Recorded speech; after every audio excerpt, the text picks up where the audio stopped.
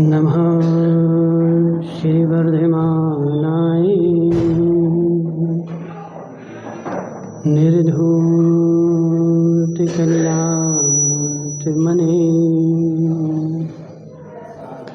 शालोकानां त्रिलोकानां यद्विद्यादर्पणायते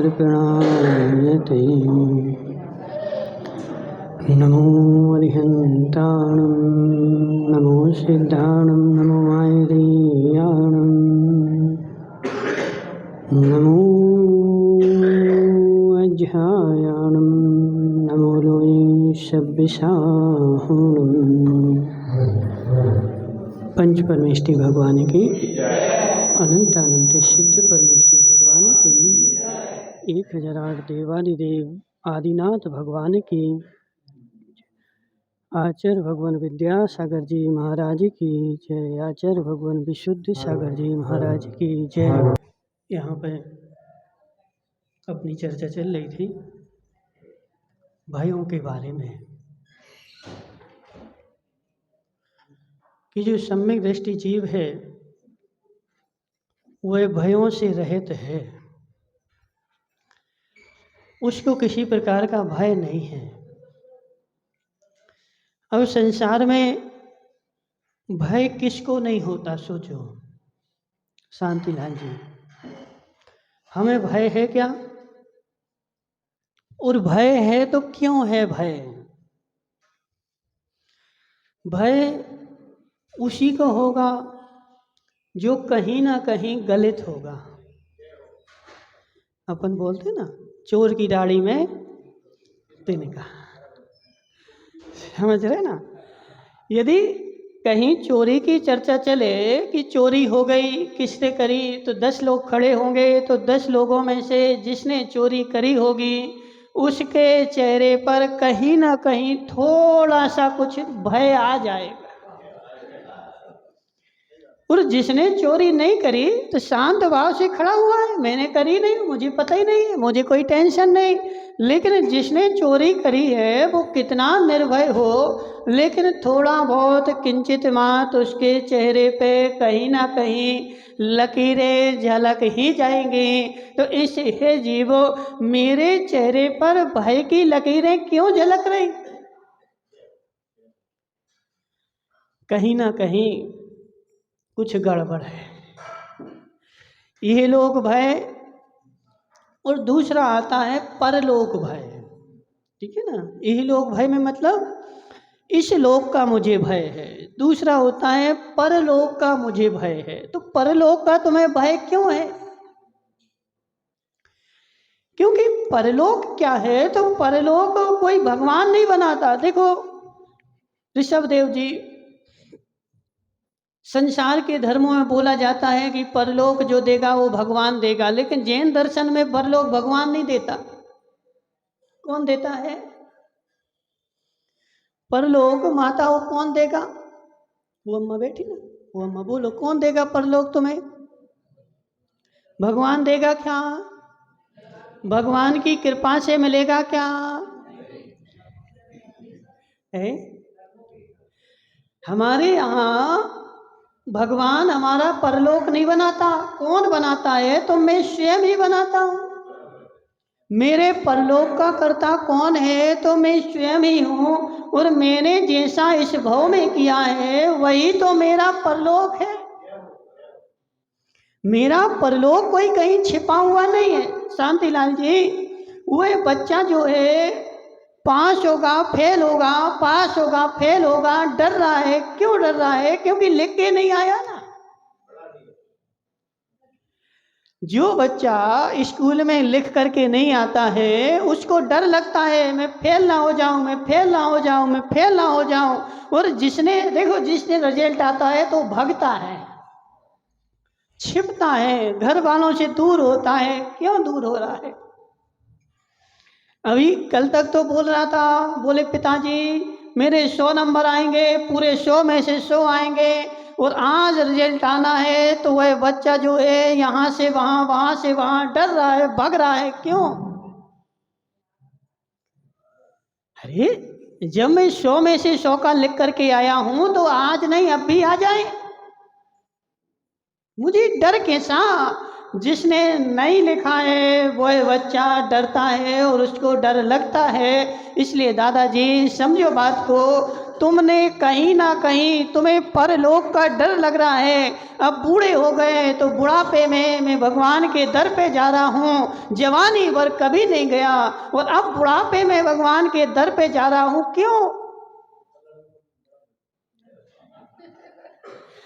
क्यों जा रहे महाराज? डर लग रहा है? काहे का डर लग रहा है? अब मैं जाने वाला हूं तो मेरा परलोक में क्या होगा? तो हे जीव, तुझे अपने इस लोक के ऊपर विश्वास नहीं है, और जिसे इस लोक के ऊपर विश्वास नहीं है इसका मतलब है कहीं ना कहीं तूने गड़बड़ करी है। यदि गड़बड़ नहीं करी होती तो तुझे डर नहीं लगता, और डर लग रहा है तो तूने इस लोक में कहीं ना कहीं गड़बड़ करी है, और यदि गड़बड़ करी है तो भगवान भी तुझे बचा सकता। मुझे परलोक का भय नहीं है। क्यों नहीं है भय? बोलो। मुझे परलोक का भय नहीं है। मेरा मरण हो जाएगा, मेरा मरण हो जाएगा। हे जीव, कल होता है तो आज हो जाए, है इतनी हिम्मत? बोलो दादाजी। वो 80 साल वाले, 80 साल वाले कौन जे कि वो पीछे वाले 80 साल के हैं? बोलो दादाजी। हे जीव, मनुष्य जन्म नहीं मिले तो हे जीव यही तो तेरा डर है। नहीं मिले तो कैसे नहीं मिले? रोटी खाओ और बोले भूख नहीं मिटे तो, पानी पिया मेरी प्यास नहीं मिटे तो। बोलो ऋषभ देव जी, ऐसा कभी होगा क्या? मैंने घड़ा भर के पानी पिया और घड़ा भर के पानी पीने के बाद भी मेरी प्यास नहीं मिटी, ऐसा होगा क्या? हे जीव, तो बोल रहा है मनुष्य भाव नहीं मिले तो, यानी तुझे शंका है। शंका है मतलब तुझे कहीं ना कहीं गड़बड़ करी है। हे जीव, शंका जो होती है वह मिथ्यात्व का चिन्ह होती है, और शंका जिसे होती है उसे वही शंका होती है जिसे अपने आप के ऊपर विश्वास नहीं है। यदि मैंने 100 में से 100 का बिल्कुल सही प्रश्न किया है और सही उत्तर लिखा है तो किसी में संसार में ताकत नहीं कि मेरे नंबर काट सके। तुझे अपने उत्तर पर विश्वास नहीं है, इसी तुझे शंका हो रही है। और बच्चा बोल रहा है यदि नंबर कट गए तो कैसे कट जाए? किसी में ताकत है मेरे नंबर काट ले, और यदि काट लेगा तो मैं फिर से कॉपी खुलवाऊंगा ना। शांतिलाल जी, इसलिए दादाजी डर है तो है। हे जीव, मनुष्य भाव फिर से नहीं मिले तो हे जीव अनंत बार मिलेगा। तूने मनुष्य जीवन बिताया कैसे है? तूने मनुष्य जीवन अच्छे से नहीं बिताया है, धर्म पूर्वक नहीं बिताया है। जबकि आचार्यों ने तो बोला कि धर्म का फल क्या है, तो धर्म किसे कहते बता? माता हो, तुम लोग स्वाध्याय करते हो, धर्म की परिभाषा खूब आती, धर्म में खूब बोलते। धर्म किसे कहते बता? नहीं बताओगे? वो अम्मा बताएंगे पीछे बैठे। बोलो अम्मा, धर्म किसे कहते? रत्न किरण श्रावकाचार में 2 नंबर की गाथा में धर्म की परिभाषा लिखी है। किसे कहते धर्म? नहीं, वो तो ठीक है, लेकिन धर्म का काम क्या है? यो धरत तुम्हें सुखे। धर्म का मतलब क्या है? धर्म करता क्या है? यो धरत तुम्हें सुखे, जो मनुष्य को पाप से निकाल करके, दुख से निकाल करके और उत्तम सुख में रख देता है, उसका नाम धर्म है। यदि तू धर्म करेगा तुझे नियम से उत्तम सुख मिलेंगे। तू दुकान चलाएगा, नियम से तेरी तिजोरी भरेगी। यदि तिजोरी नहीं भर रही है तो इसका मतलब है तेरी दुकान अच्छी नहीं चल रही। बोलो क्या नाम इनका, ऋषभ देव जी। तुम्हारी यहाँ किराने की दुकान है, दिन भर खूब भीड़ लगी रहती।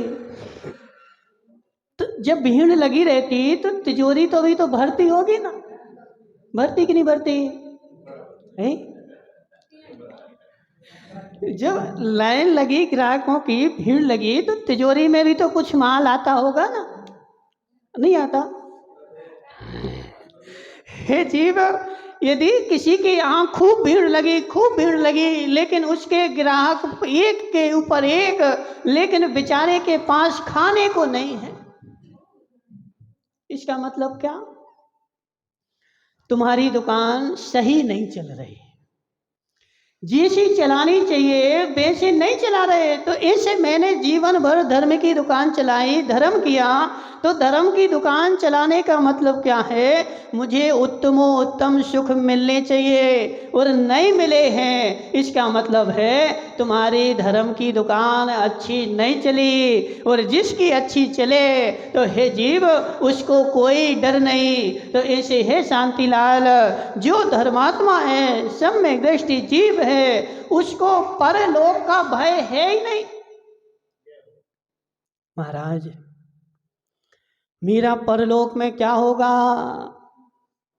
मैं मर नहीं जाऊं, 80 साल का, 90 साल का, 100 साल का हो गया, लेकिन फिर भी बेचारा सोच रहा है मैं मर नहीं जाऊं, मर जाऊंगा तो क्या होगा? इसका मतलब है तुमने जो धर्म किया है उस धर्म में कहीं ना कहीं तेरे धर्म में कमी है।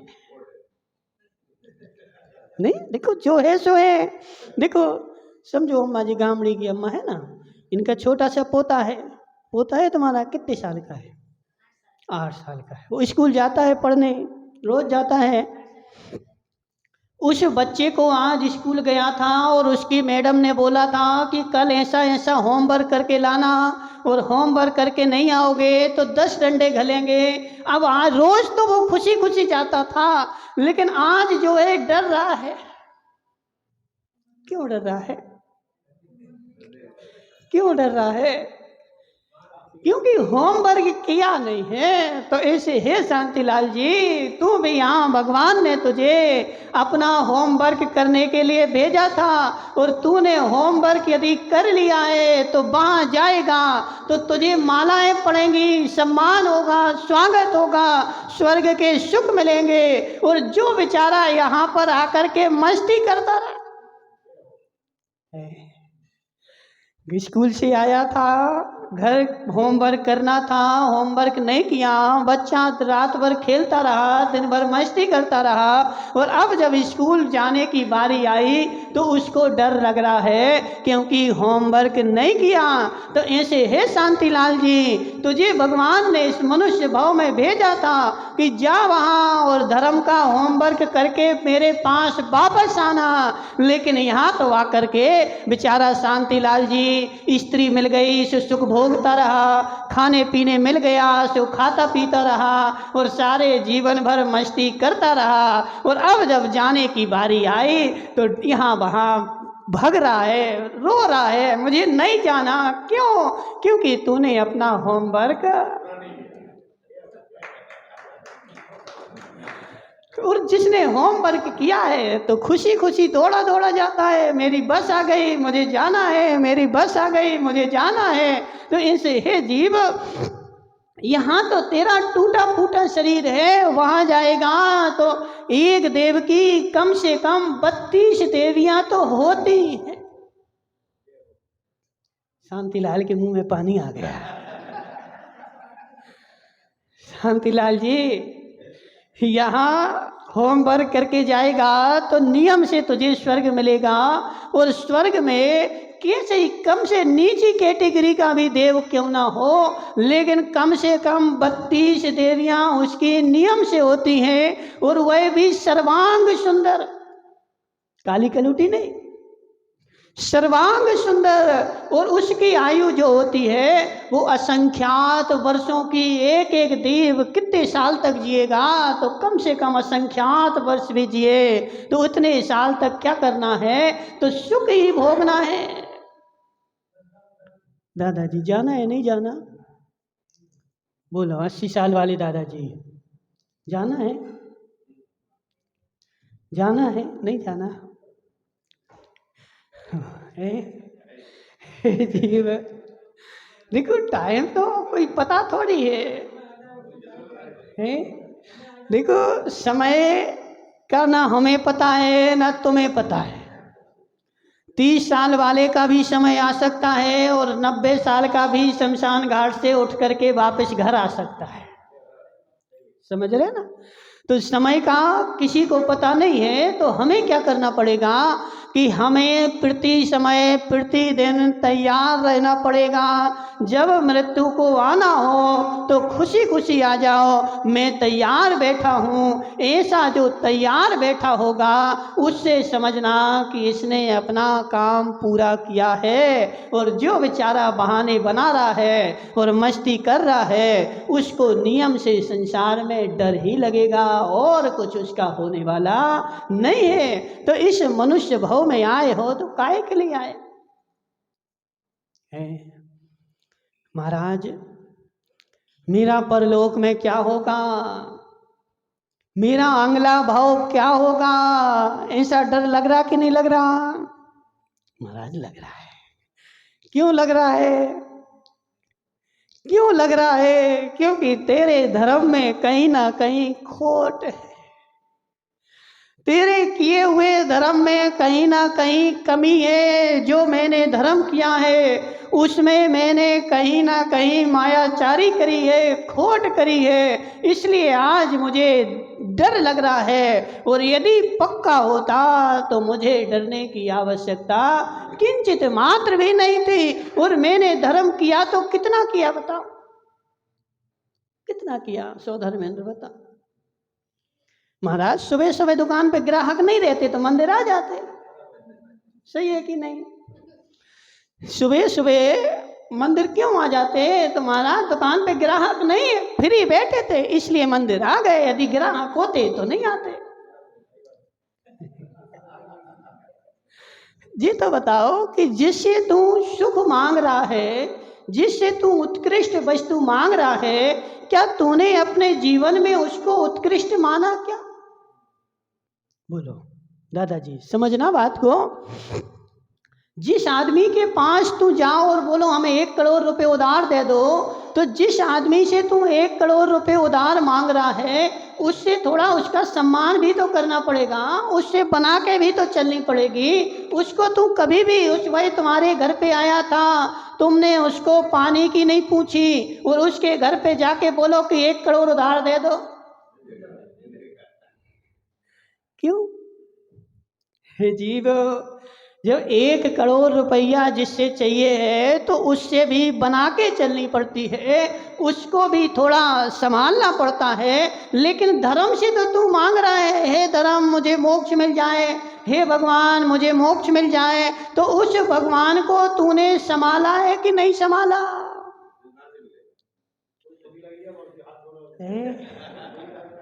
उस भगवान को तूने पूछा है कि नहीं पूछा? और उस भगवान को भी तुम पूछने आता है तो किस लिए? तो सुबह सुबह मेरे पास टाइम था, फ्री था, इसलिए घर में डोकरा बैठा था, इसलिए चला आया मंदिर। वो बेटा कहाँ है? तो बेटा तो सो रहा है। सही है। देखो मंदिर में कौन आए? डुकरा डुकरियां। मंदिर में कौन आए? तो महाराज डुकरा डुकरियां। युवा क्या करें? तो घर पे सोए। क्यों? क्योंकि धर्म तो फोकट की वस्तु है। धर्म कौन सी वस्तु है? फोकट की वस्तु है। जब मुंह में दांत नहीं हो, पेट में हाथ नहीं हो, तो डोकरा चला जाए मंदिर। हे जीव, इसीलिए तेरा कल्याण होने वाला नहीं है। एक बार अपने जीवन में भगवान को उत्कृष्ट मान, भगवान को उत्कृष्ट स्थान दे और भगवान को प्राथमिक स्थान दे। सारे संसार के काम बाद में, सबसे पहला कौन सा काम? तो सबसे पहला होगा धर्म का काम। ऐसा जीवन जिएगा, उसके बाद मुझे परलोक का डर ही नहीं। अब महाराज सुबह सुबह आते हैं और भगवान को ढार ढार करके चले जाते हैं। अब ढार करके तो चले गए, लेकिन ऋषभदेव जी मेरी बात तो समझ, आज तक तुमने अभिषेक की प्रक्रिया जानी नहीं। तुमने तो क्या जाना कि एक कलश उठाओ और भगवान के ऊपर ढाल दो। हे जीव, तू सारी वेदी को ढाल करके तो चला गया, लेकिन उसको साफ कौन करेगा? सारी वेदी और तुम्हारी वेदी भी ऐसी हो गई जैसे वो गांव का नर्दा हो। सारे गांव का नाली का पानी जहां बहता हो, उसकी वेदी ऐसी हो गई। तुमने अपने घरों को तो अच्छा चमका दिया, ऋषभदेव का कमरा देखना घर पे जाके कैसा, ऐसे ही है। हे जीव, उसको तो तूने चमका दिया, लेकिन भगवान का आसन जो था, जो 50-100 साल 200 साल पहले जैसा था, वैसा का वैसा पड़ा हुआ है। आज तक तूने उसको चमकाने की सोची नहीं और भगवान के पास जाके बोल रहा है, भगवान हमारी गति सुधर जाए। नहीं सुधरेगी तेरी गति। यदि गति सुधारना है तो पहले मति तो सुधार। जिसके पास 1 करोड़ रुपए तू मांगने जाता है, वह तेरे घर पे जब आए तो उसको तू सोने के सिंहासन पे बैठा लेगा। इस पे तो बैठो, क्यों? मुझे तुमसे कुछ चाहिए है, तो तुझे भी भगवान से कुछ चाहिए है, तो भगवान को भी तो अच्छी जगह बैठा लो। हे जीव, क्यों पड़े ऐसे भगवान? क्यों पड़े ऐसे भगवान? क्योंकि मुझे भगवान के प्रति कोई सम्मान नहीं है, मेरा भगवान के प्रति कोई बहुमान नहीं है। लोक में ऐसा बोला जाता है, इसलिए सुबह सुबह आता हूँ और हाथ जोड़ करके चला जाता हूँ। बस हो गया मेरा काम। और आएंगे तो एक कलश ढाल करके चले जाएंगे। हे जीव, अभिषेक की प्रक्रिया कहाँ से शुरू होती है और कहाँ तक होती है? तो मंगलाष्टक से शुरू होकर के और बाद में अभिषेक करने के बाद और उसका सारा मार्जन करके और यथा स्थान जब तक विराजमान ना कर दूं, तब तक अभिषेक पूरा नहीं होता। अब मैंने तो एक कलश लिया और पूरी वेदी पे ढाल के चला गया। अब साफ कौन करेगा? तो आदमी लगा हुआ है, कौन करेगा साफ?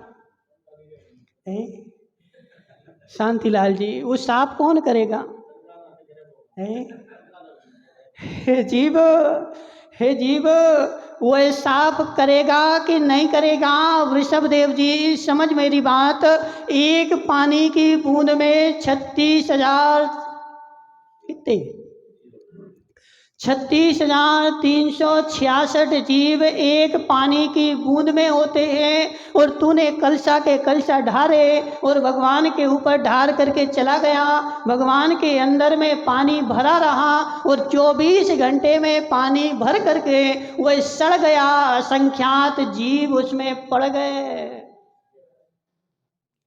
और कल दूसरे दिन फिर आया और फिर तूने पानी डाला, वो सारे जीव मर गए। तो तूने भगवान की वेदी को तो कसाई घाट बना दिया। हे जीव, हे भगवान, हम तो ढारने काय को आए थे? भगवान को ढारे आएंगे तो मेरा स्वर्ग मिल जाएगा। और स्वर्ग के जगह नरक की तैयारी और करके चला गया। हे जीव, जितना ढारने का शौक है उतना पहुँचने का उससे ज़्यादा शौक होना चाहिए। मेरे द्वारा ढाली हुई, भले देखो इतना सा डालो ना, ऐसा जरूरी नहीं कि हम घड़ा भर के डालेंगे तो ज़्यादा पुण्य मिलेगा, इतना सा डालेंगे तो कम पुण्य मिलेगा। लोगों की ऐसी मानसिकता है, हमने बहुत सारी जगह देखा, वो लोटा भर भर के ढालेंगे। हे जीव, तू लोटा भर के ढारेगा तो, लेकिन यह तो बताओ कि वह गंदोदक जाएगा कहाँ? उस गंधोदक को भी तो विसर्जन करने की जगह व्यवस्थित होनी चाहिए, वहां भी तो जीवों की उत्पत्ति ना हो, और तू तो ढार के चला गया, और तुमने एक आदमी लगा रखा है, सुबह बाद में गंधोदक डालने जाएगा, भगवान को पहुंचेगा। अब वह तो क्या है कि मजदूरी में मजदूरी कर रहा है। देखो कभी भी जो होता ना, मजदूर के पास भाव नहीं होते। ऋषभदेव जी समझो मेरी बात, मजदूर के पास भाव नहीं होते। जो पैसा लेकर के काम करेगा उसके अंदर में कभी भी भाव उत्पन्न नहीं होते। और भाव वो तो कर रहा है, क्यों कर रहा है? हमारा काम है इसलिए कर रहा है, जैसे तैसे ऊपर ऊपर पहुँच के और जे जा रहा है। अब उसमें नीचे पानी भरा रहेगा, उसका पाप किसको लगेगा? पूछने वाले को नहीं, किसको लगेगा? जिसने ढारा है, ढारने वाले को उसके पाप का भुगतान करना पड़ेगा, और वहाँ पर जीवों की उत्पत्ति होगी। और पहली बात तो तुमने वेदी ऐसी बना रखी है कि उसमें पानी भरने के लिए खूब स्थान है कहीं भी पानी भर सकता है। और ऐसी वेदी पर तूने सारे जगह ढार करके तो आ गया, और ढार करके क्या सोचा कि हमारा तो पुण्य हो गया। अब वो लोक में होते ना, एक पिंडी रखी रहती है, सब लोग जाते हैं हर हर गंगे। हे जीव, इसीलिए तो मुझे डर लग रहा है। डर क्यों लग रहा है? मेरा परलोक में क्या होगा? तो तेरा धर्म ही झूठा है, इसलिए तुझे डर लग रहा है। यदि तेरा धर्म, मेरा धर्म तो कौन सा है? देखो ऋषभदेव जी, जब महावीर जयंती आती तो तुम लोग खूब जोर जोर से नारे लगाते हो। कौन सा नारा लगाते हो? अहिंसा परमो धर्म की जय, अहिंसा मई जैन धर्म की जय। तो जैन धर्म कैसा है? सो धर्मेंद्र बोलो ना, क्यों चुप हो गए? अच्छा नहीं लग रहा? जीव, अहिंसा मई जैन धर्म कैसा है? तो मेरा धर्म जो है वह अहिंसामयी है, और मेरे धर्म की क्रिया में जितना अहिंसा है उतना धर्म है, और जितनी हिंसा है उतना अधर्म है। अब हम सोचे महाराज मैंने तो मायाचारी कर ली, किसी को पता ही नहीं चला, मैं ऐसा करके आ गया। लेकिन हे जीव, वह मायाचारी तूने किसके साथ की?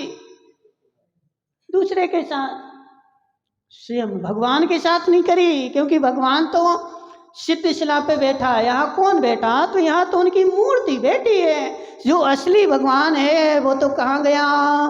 सिद्ध लोक में चला गया।